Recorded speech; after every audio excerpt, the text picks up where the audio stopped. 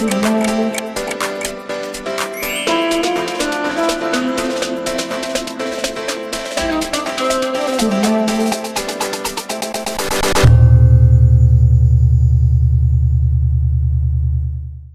sebenarnya saya agak tidak setuju ya sebenarnya anak muda disalahin melulu gitu karena yang anak tuanya nggak kasih contoh.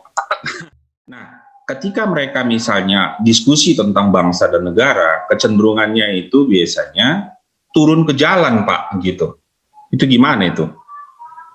Untuk menyampaikan aspirasi mereka begitu. Nah, sementara ada orang tua yang lain juga, mereka tidak setuju juga kalau anak-anak mereka tiba-tiba di kuliah begitu ya, akhirnya lebih banyak untuk nongkrong-nongkrong, kongko-kongko, kira-kira seperti itulah ya, yang akhirnya mereka membuat aksi dan reaksi mereka, misalnya menyikapi tentang kehidupan berbangsa dan bernegara begitu. Bahkan banyak juga orang tua yang nggak suka anaknya aktivis gitu.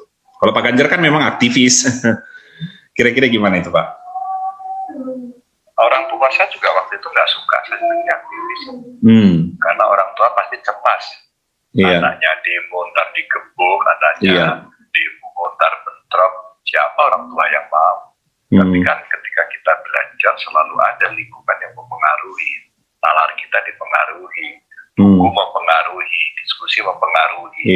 Proses-proses membangun kesadaran itu terjadi. Ya, prosesnya sih sudah jadi, bisa belum jadi atau ongoing proses bisa jadi. Tapi semua faktor itu bisa mempengaruhi individu dan beda-beda ya hasilnya. Yang kedua, ketika kemudian kita ingin menyampaikan sesuatu, nah lembaga-lembaga yang harus menerima aspirasi itu tersumbat atau tidak. Ketika kemudian itu tersumbat, maka mereka akan mencari jalan yang lain. Apakah keputusan-keputusan yang diambil oleh otoritas pemegang kekuasaan itu sesuai dengan apa yang dirasakan oleh rakyat? Itu pasti akan terjadi. Nah, kalau kemudian tidak sesuai, apakah penjelasannya cukup bisa diterima? Kalau itu juga enggak, maka yang terjadi ya bukan tidak mungkin mereka akan mencari jalan turun ya. Turun ke jalan. Meskipun banyak juga yang turun ke jalan itu ikut-ikutan. Dan saya mengalami soal itu. Saya sendiri pernah melakukan ketika mahasiswa. Sebagai gubernur juga berkali-kali di demo. Maka seringkali ya pengalaman-pengalaman itu menjadi sesuatu yang sangat berharga untuk saya bisa berkomunikasi dengan mereka. Buat saya ke jalan sah-sah saja. Tapi kalau lagi pandemi ya tentu tidak sah gitu. Nah, ini terkait dengan kelahiran Pancasila ini, Pak, gitu ya. Bagaimana Bapak menyikapi dengan toleransi yang ada saat ini begitu ya di dalam perkembangan khususnya untuk anak-anak muda ini, Pak, gitu. Iya, sebenarnya saya agak tidak setuju ya sebenarnya anak muda disalahin melulu gitu karena yang anak tuanya nggak kasih contoh. Anak tuanya nggak kasih contoh, sehingga kita menyalahkan anak muda. Udah kalian nggak tahu apa namanya nilai Pancasila, kalian nggak hafal nilai Pancasila, kelakuan kalian tidak Pancasilais.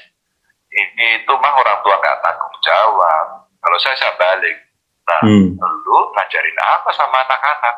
Orang lu yang tua-tua juga ngajarin korupsi kok, yang tua-tua juga ngajarin berkelahi kok, yang tua-tua juga ngajarin maki-maki kok. Memang mereka nggak niru. Mereka niru tadi learning by doing sama experiential learning kan, belajar juga dari pengalaman kan. Wah, tapi memang terjadi juga sebenarnya ini masalah tentang Pancasila ini yang ditafsirkan juga secara sepihak ya, kelompok-kelompok tertentu itu nggak bisa kita nafikan juga ya Pak Ganjar ya, apalagi dipadukan dengan mungkin ideologi dan teologi gitu, sehingga memang itu mempersempit gitu. Itu gimana menurut Pak Ganjar? Oh ya pasti, makanya kemudian di bumi ini kan harus ada kesepakatan, maka saya katakan konsensualisme itu, ya kan. Kalau kita mau berhubungan dengan Tuhan, kita punya kitab suci, ya kan. Tapi kalau kemudian berhubungan dengan manusia, apalagi yang beragam, kita harus mesti membuat hukum dunia kan.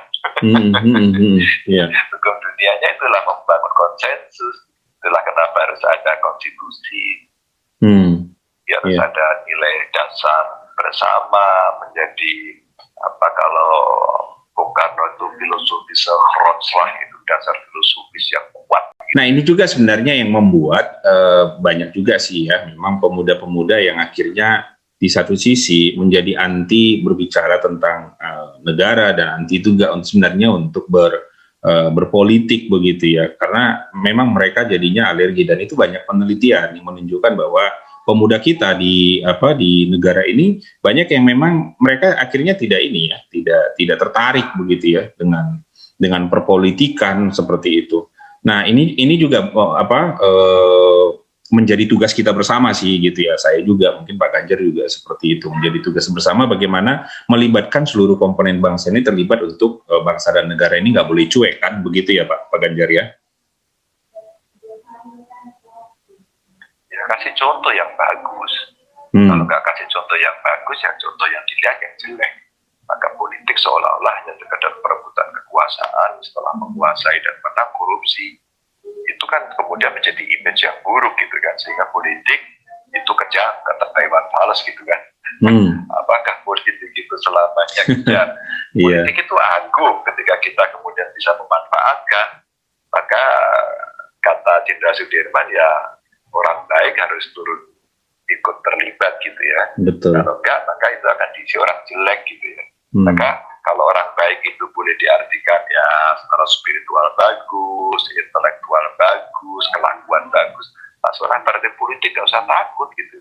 Dan kalau semuanya bagus kan enak sepakatnya, tapi kalau enggak kan nggak bisa. Nah, pada tingkat itulah kita kasih contoh yang baik. Nah, keterlibatan untuk bangsa dan negara itu ketika sudah dihadapkan kepada pemerintah, karena begini Pak Ganjar, yang saya temukan bahwa atau beberapa kelompok, apalagi instansi atau beberapa kelompok, saya akan sebutkan instansi swasta, saya akan sebut, itu kadang jadi alergi swasta begitu, itu kadang jadi alergi dengan pemerintah begitu, dan ketika mereka alergi dengan pemerintah seperti itu, lalu mereka juga akan menyalurkannya alerginya itu misalnya kepada mahasiswanya begitu. Lalu itu membentuk opini bahwa wah pemerintah itu jelek, pemerintah itu korupsi, berbicara tentang partai politik sudah kepentingan pribadi gitu. Dan itu terus menjadi mengakar di dalam pemikiran khususnya anak-anak muda begitu. Karena saya juga selalu berhadapan dengan anak-anak muda, apalagi di lingkungan yang swasta, bukan pemerintah punya begitu. Gimana itu Pak? Ya enggak lah, kan banyak juga orang yang kuliah di perguruan tinggi swasta jadi politisi. Iya betul. Kalau soal kebebasan mimbar mah boleh saja berpikir kritis, itu wajib. Tapi begitu kemudian kita sudah berada pada posisi tertentu, kita berpihak kan? Iya kita betul. Berpihak. Iya. Ya nggak sih? Iya betul. Maaf aja kalau kemudian kita punya masing-masing punya agama, pasti kita akan berpegangan pada nilai-nilai agama kita, ya nggak sih? Iya betul. Kemudian bagaimana memoderasinya kan gitu. Itulah kemudian kita semacam konsensus yang kita bangun, saya katakan semacam gitu ya. Nah terus kemudian sama, wah kita nggak setuju sama pemerintah. Memang pemerintah itu keputusannya selalu bulan. Enggak kayak bola gitu, kadang-kadang nggak telur juga, lonjong gitu kan. Iya betul. Hanya kemudian dalam konteks demokrasi ya apa kata suara rakyat kan. Iya. Seperti yang dikatakan kalau nggak salah itu Pak Sabam Sirait pernah mengatakan, ya kalau Anda hanya pengamat, Anda memang seperti penonton di stadion begitu ya, bukan pemain gitu ya. Jadi memang harus menjadi pemain supaya tahu seperti apa rasanya menjadi kendala di dalam pemain, karena komentator itu lebih besar omongannya daripada pemain, kira-kira begitu ya Pak Ganjar. Ya kalau tahun ini kira-kira gimana nih kondisi banjirnya, prediksinya Pak Ganjar ini di Jawa Tengah, karena nyung-nyung banjir nih, gimana nih antisipasinya? Masih akan terjadi, makanya kemudian beberapa kita kebut mulai sekarang.